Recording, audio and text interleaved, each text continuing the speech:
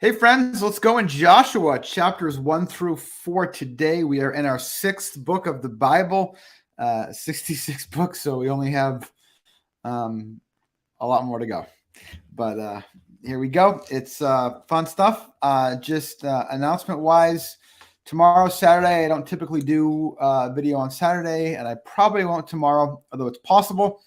I also will not have a video on Monday. I'm going to be traveling and not able to do that reasonably easy. So that's the deal. Probably not until Tuesday. Hopefully you'll see me and I'll do a little bit of catching up, which is unfortunate because we're right in the midst of some really important stuff in here. But let's just go as we go. And again, you'll see there'll be times when I'm not doing these as often, which to some of you may be a relief. To others of you may be a disappointment. For others, maybe somewhere in between. I noticed reading into Joshua how well it flows right out of Deuteronomy, I think. So in chapter 1, verse 1, after the death of Moses, the servant of the Lord said to Joshua, son of Nun, Moses said. So right after the death of Moses, that's the last thing that happened in Deuteronomy. And so we see really these things woven together very, very well, I think, kind of flowing from one to the next. So we're clearly moving on here in verse 2. Moses, my servant, is dead. Now then, you and all these people get ready to cross the Jordan River into the land I am about to give them. So now we're moving from someday you're going to get to the land to we're right, it's going to happen. We're right close to it. But as is usually the case, there's a couple things that are going to have to transpire here on the way. And it's going to be interesting what those things are.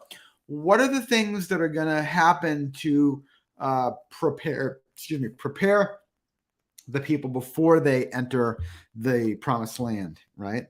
So I'll give you every place that your foot said, as Moses said, your territory will go from here to there.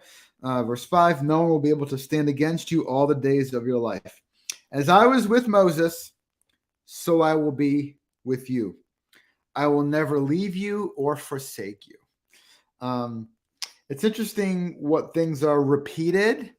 That's something that pops up a couple times. But what pops up over and over and over and over again in Joshua is verse 6, be strong and courageous. We're told to be strong and to have courage when we're tempted to maybe have fear and be concerned and hold back. Remember, that was the in Numbers, was it chapter 13-ish, somewhere around there? They went to spy land and they were afraid because of the cities, because of the soldiers, because of the people that were in there. They were afraid. They were not strong or courageous, except for Joshua and Caleb. Here's Joshua. So he's encouraged here to still be strong and courageous. Now he's not only kind of has to speak for himself and his clan, his tribe, his crew, but also for the whole people. He's now in the Moses slot. He's the leader. And here we go. Be strong and courageous, because you will lead these people to inherit the land I swore to their ancestors to give them. This is, again, way back to Genesis, God's promise to Abraham that's carried forward. Abraham, Isaac, Jacob, 12 tribes, boom. So those promises, it's all connected, folks. It's one big story. And we're reminded of that over and over again. And if you missed it, I don't let you, because I keep reminding you of that sort of answers. So verse 7, guess what? Be strong and very courageous. Be careful to obey all the law my servant Moses gave you. Do not turn from it from the right or to the left, so that you will be successful wherever you go. This is an interesting point. I just got a book that I started reading that's relevant to, where is it? It's relevant to this. Flood and Fury, Old Testament Violence and the Shalom of God. About half the book is about the book of Joshua, and thinking about, as we will, this whole time period, wrestling a little bit with the violent stuff and that kind of thing, and how it kind of all fits. What's the main point is, again, the question we're always going to be asking. What's the main point? What's God trying to communicate to his people through this. So here's an interesting thing. A chapter in that book pointed out that as they're preparing for battle, if you will, as they're preparing to go in and against the enemy, what do they do to prepare? It's not so much sharpening their swords and making more arrows. What they really need to do to get ready for what God has for them is to know God's word, to know the scripture, to know God's instruction to them, to be able to know it and live by it, is what's really important. Because ultimately, we're going to be told it's not their prowess that's going to accomplish anything. It's going to be God's provision. And what does God want for them? To trust him and to trust in his word. And so being reminded of that is of the utmost importance as we go into the book of Joshua and all that's going to transpire there. So be careful, not just to know it, be careful to obey all the law my servant Moses gave you. Do not turn from it from the right to the left, again, so that you will be successful wherever you go.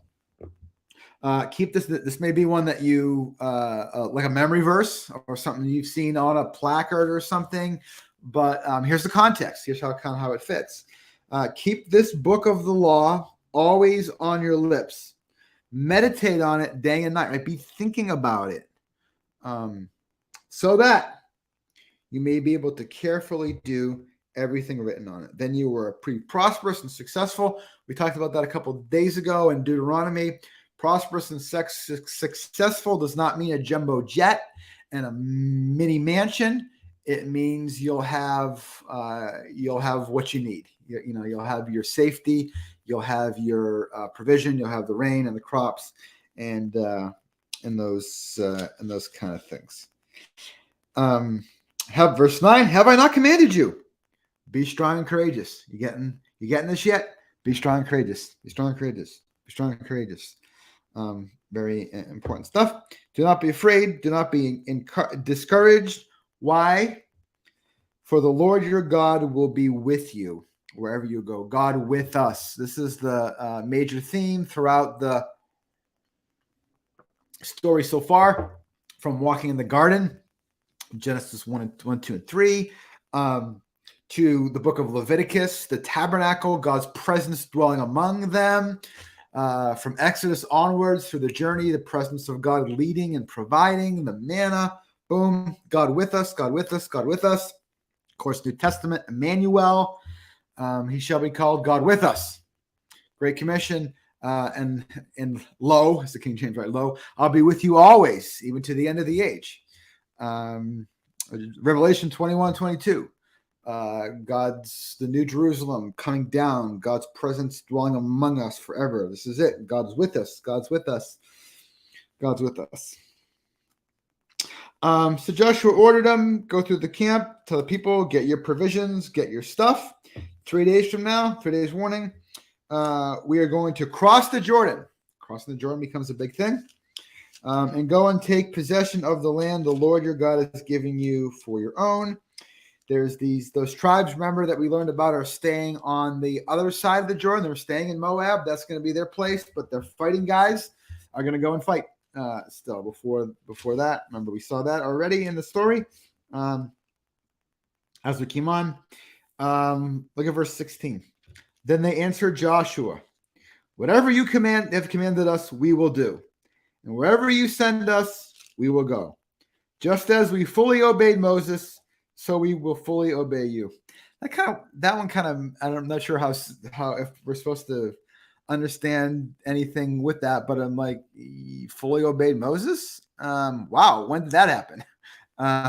They didn't really fully obey Moses that consistently. But in any case, in this moment, the people are they're committed to Joshua's leadership, to what God is calling them to do, and they're sort of saying, we're with you. Let's go. Let's do it. Which is very much the opposite, remember, of Numbers and the spies and all that that we saw. Yeah. So, okay, chapter 2, very well-known story, which is interesting. Rahab and the spies. So let's start with that for comments. chapter 2. Joshua the son of Nun secretly sent 2 spies from Shittim. Go and look over the land, he said, especially Jericho. So they went and entered the house of a prostitute named Rahab and stayed there. Wow, this seems a little kind of sketchy, right? And I think these people from these particular tribes have had some history of issues with, let's just say, temptation for foreign women. So it's kind of, this doesn't necessarily look like the best. Okay, so you guys go and scout out Jericho. So they go to Jericho and they somehow end up in the house of a prostitute. So I don't know, all of what to make of that. But Rahab, I do know this. Rahab becomes quite a positive character in this story and subsequent tradition. So, which is really interesting because they're going into this land to get rid of these people, to drive them out, right? I'll drive them out because, not because of, anything intrinsic to this people group, except for that they're worshiping these other gods, and that if they're there, there's going to be a big problem because God's people are going to be tempted to idolatry, and they've not done real well with that. And so this is a land God's promised. So these people, the Canaanites, are going to have to be dealt with somehow. But here's the thing. Rahab's one of the Canaanites. And so we're going to see here wrestle with these sort of big themes that and we've seen this all along the way of the different people that aren't Israelites that become included in the people, included in the story of God. And that's going to continue as we go on here. So this is not about a purely prejudicial kind of thing.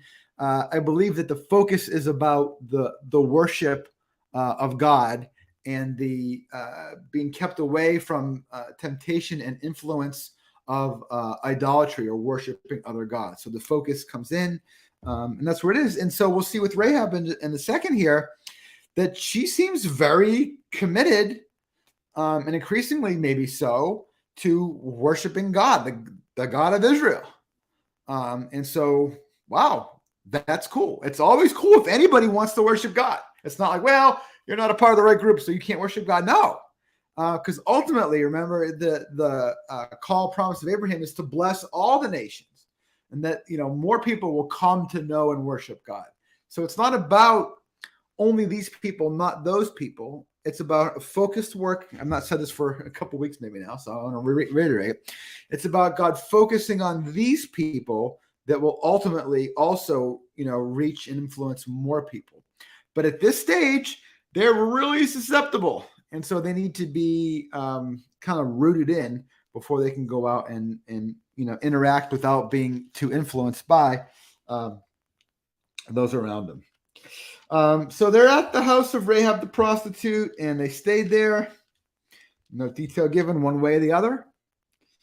The king, verse 2 of Jericho, was told, look, some Israelites have come here tonight to spy out the land. So the king of Jericho sent a message to Rahab. I don't know how he knew to get to her. Maybe somebody saw them going in there. In any case, bring out the men who came to you and entered your house. So there's a good clue, right? Maybe somebody said, hey, these spies, they went in there. Makes sense, right? Entered your house because they have come to spy out the whole land. But the woman had taken the 2 men and hidden them. She said, these men came to me, but I did not know where they came from. At dusk, when it was time to close the city gate, they left. So she lies, which is, and this is looked at as a positive thing. So here's an interesting ethical situation. So she lies to protect them. That seems to be a good thing, right? So she gets this ruse, but we're told in verse 6, she had hidden them up on the roof under the stalks of flax that she had laid out on the roof. So the men of Jericho set out to pursue the spies on the road. And as soon as they had gone out, the city gate was shut. Before the spies lay down for the night, she went up to the roof and said to them, this is wow. Look at this. Look at the words coming out of her mouth. She's a Canaanite. She's not an Israelite. But look what she says. I know that the Lord has given you this land, and that a great fear of you has fallen on us, so that all who live in this country are melting in fear because of you. We have heard how the Lord dried up the water of the Red Sea. Oh, there's the Exodus again, and all it's associated with it. For when you came out of Egypt and what you did to Sihon and Og, those were where they had military victories. Remember, the two kings of the Amorites who you completely destroyed. When everyone heard of it, our hearts melted in fear, and our courage failed because of you, because the Lord your God is God in heaven above and on earth below. Wow, big faith statement. Rahab is presenting herself as quite the faithful God worshiper, in opposition sometimes to some of those who God actually had previously already rescued. So she's bold enough. Verse 12, please then swear to me by the Lord that you will show kindness to my family, because I have shown kindness to you. So she assumes that they're going to have the victory because of God. And so spare the lives of my father and mother, my brothers and sisters, and all who belong to them. So their whole households, and you will save us from death. So when you come, when you win, I saved your life. You save our lives, please. So they're like, yeah, our lives for your lives. If you don't, as long as you don't tell them what we're doing, we will treat you kindly and faithfully when the Lord gives us this land. So she let them down by a rope through the window, for the house she lived in was part of the city wall. The walls around had, dwellings built into them. So, and then there's just the scarlet cord, whatever. So, and the restriction there that they say is that you've got to bring everybody in the house. Those in the house marked with the cord will be safe. This, I don't know, it's probably, maybe it's too much to make too strong of a connection, but it kind of feels like the Passover thing. They're in the place with the right indication that they're trusting God, and so they're spared from death. They're in the Passover. This feels ish like that. Everybody that she brings in the house is part of the family. Did some friends sneak in there too? We don't know. But everybody that's in the house with the scarlet cord with Rahab is safe when it comes down, which is not going to be in today's reading, but we'll see it soon enough. So scarlet cord's the window, and then and so the next big thing, the other big thing in today's reading, some more liquid there, is the crossing of the Jordan. And this is a whole thing. Again, along the way. Now, the Jordan River today, I've been the Jordan River 3 times. The Jordan River today is no problem to cross. You can wade right across it. It's shallow. It's no big deal. But part of that is, several reasons. One is that they irrigate the heck out of it. They pull tons of water out of it to irrigate the fields. And so it's really low. It's also gotten smaller over the years as well. But we're told in the midst of the story that it's flood stage. This is a big deal. In any case, no matter how wide or deep it is, this is a miraculous thing here. God kind of closes it off, right, and lets them walk through on dry ground. Let me see. So the Ark of the Covenant comes, right? Really cool stuff. What do I want to say? Verse 13, chapter 3, verse 13. And as soon as the priests who carry the ark of the Lord of all the earth, like that, set foot in the Jordan, its waters flowing downstream will be cut off and will stand up in a heap, right? So the water will just stop and just kind of go up, which is very, very similar to how we envision remember the Exodus, the Red Sea, or Sea of Reeds is how the heap. But in any case, that miracle where the water is parted. In this case, it's moving water, not a flat body of water, but right, the river is going to be stopped and kind of pile up in this miracle, right? The priests, verse 14, 15, the Jordan is at flood stage all during harvest. I mentioned that. Yet as soon as the priests carried the ark and reached the Jordan, their feet touched the water's edge. The water from upstream stopped flowing. It piled up in a heap a great distance away at a town called Adam in the vicinity of Zarethan, while the water flowing down to the sea, the Dead Sea, was completely cut off. So the people crossed over opposite Jericho. Interestingly, right later, Jesus goes to be baptized in the Jordan River around this same area. Okay, very significant when we get to, particularly, it's like highlighted like in Matthew's gospel, that Jesus recapitulates, if you will, the journey of the people of Israel here. So anyway, Jesus and the Jordan, his baptism is important later, but this is background, kind of, not just for that, but it connects.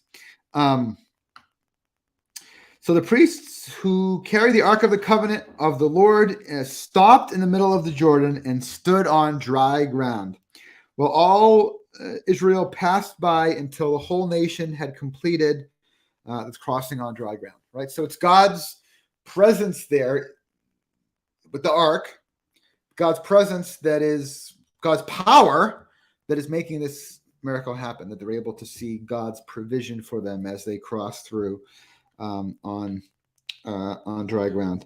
And I love this. I don't know if you guys knew about this or not, but the 12 stones. Each of them, in verse 5. Each of you is to take up a stone on his shoulders. One person is representative of each of the 12 tribes. Take one of the stones on your shoulder, according to the number of tribes of Israelites, to serve as a sign among you in the future when your children ask you. Isn't this interesting how often we're now seeing this repeated? When your children ask you, what's the meaning of this? When your children ask you, why do we have these laws? When your children ask you, why are these stones here? So this is a discipleship lesson that they and we are expected to pass on the stories, our history, our identity, who we are. We're supposed to pass that on to our children in the midst of the course of everyday life. And there's this assumption, right, that kids are going to be curious as they are. And so they're kind of taught to have, here's these things, and here's how they're going to serve to continue to disciple the generations that are coming after this, right? What do these stones mean? Tell them, verse 7, that the flow of the Jordan was cut off before the Ark of the Covenant of the Lord. When across the Jordan, the waters of the Jordan were cut off. These stones are to be a memorial to the people of Israel forever. So they did what he told them. Joshua set up, verse 9, set up the 12 stones that had been in the middle of the Jordan at the spot where the priests who carried the Ark of the Covenant had stood. And they are there to this day. Now, we don't know exactly when this day is, but it's definitely not the next day. Whenever this book of Joshua is put into its final form, and scholars have made theorizing about this, etc. The teaching was right away shared. But when did this become the book that we have it today? We don't know exactly, and there's more that can be read and researched about that. But in any case, whenever it's given to this audience, it's sometime later, and they're able to go look at these stones. Now, I have no idea what time in history. We no longer know sort of where this is. But how cool is this that in future generations, they can look at these stones and say, these were in the middle of the bottom of the river. And now they're here, and an opportunity to tell about God's provision for them, about God's power for them. This is an example of how to tell that. So I love this story. It really is. It really is cool. So verse 18, chapter 4. No sooner had they set their feet on dry ground that the waters of the Jordan returned back to their place and ran at flood stage as before. Verse 20. And Joshua set up at Gilgal the 12 stones they had taken out of the Jordan. He said to the Israelites, in the future, when your descendants ask their parents, what do these stones mean? Wow, repetition twice of the same idea here in this one chapter. When your descendants ask their parents, what do these stones mean? Tell them, Israel crossed the Jordan on dry ground. Wow. Right? Crazy. For the Lord your God dried up the Jordan before you until you had crossed over. Interesting. You. Again, remember we said this? It's so interesting that the people in the future are part of the people in this at this time. You, the future generation, you pass through the Jordan. Even though like literally they didn't, right? So interesting stuff. The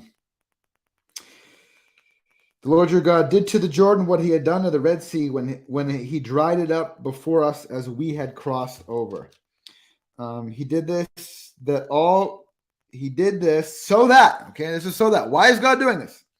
So that all the peoples of the earth might know that the hand of the Lord is powerful, and so that you might always fear the Lord your God, right? So the people might know God's power, that you might know God's power, that you would live again in this idea of the kind of the weightiness, the heaviness of God being the most significant reality that there is in the universe.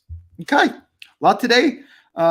Feel free to share your thoughts, questions, comments about the first 4 chapters of Joshua. And I'll see you probably Tuesday, if not before. Have a great weekend.